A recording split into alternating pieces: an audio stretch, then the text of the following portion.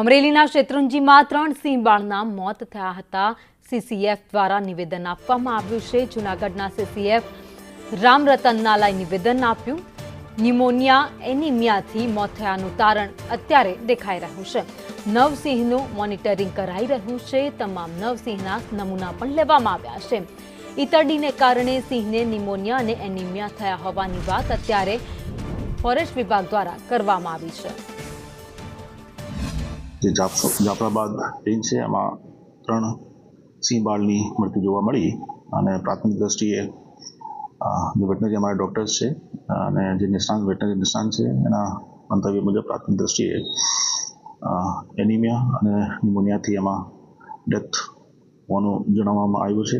9 જેવા બીજા એનિમલ્સ હતા, એના ઉપર સતત મોનિટરિંગ કરી રહ્યા છીએ, ઓબ્ઝર્વેશન્સમાં રાખી રહ્યા છે અને હાલ એ 9ના 9 બધા તંદુરસ્ત છે અને ખાય છે અને બીજું કોઈ એવા કોઈ લક્ષણ એમાં જોવા મળ્યા નથી।